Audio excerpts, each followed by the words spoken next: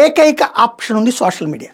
ఎలాగా ఆల్టర్నేటివ్ అంటే అక్కడ కూడా వీళ్ళు ఇన్ఫ్లుయెన్స్ చేస్తారు, కానీ దేర్ ఈజ్ ఎ చాయిస్.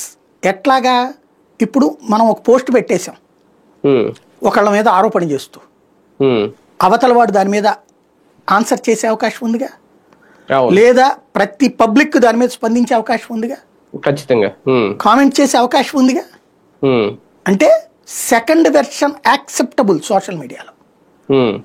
ఒకవేళ నువ్వు కామెంట్ సెక్షన్ తీసేసినా ఖచ్చితంగా వాడు నీ తీసుకుని పోస్ట్ చేస్తాడు. They have the right. నేను నా దాంట్లో పెట్టాను కాబట్టి నాడు దాంట్లో నువ్వు పెడతావు నా మీద అంటానికి లేదు అక్కడ కదా.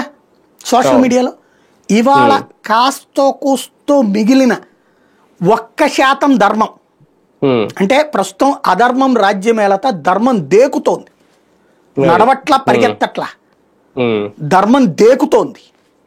కాళ్ళు ఇరిచేశారు, చేతులు ఇరిచేశారు, దేకుతోంది ప్రస్తుతం. ఆ దేకుతున్న ధర్మానికి అంత ఓ పిసరంత ఉండేదన్న ఉందంటే సోషల్ మీడియాలో ఛాన్స్.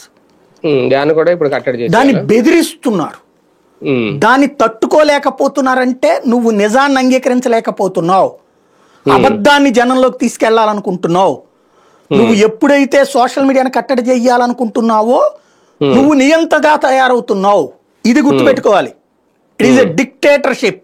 ఎందుకు అంటే గత 5 ఏళ్ళు ఎవడు చేయలేదే అట్లా చట్టం. అప్పుడు చేస్తే ఊరుకునే వాళ్ళ ప్రజాస్వామ్యాన్ని చంపేస్తున్నాడు.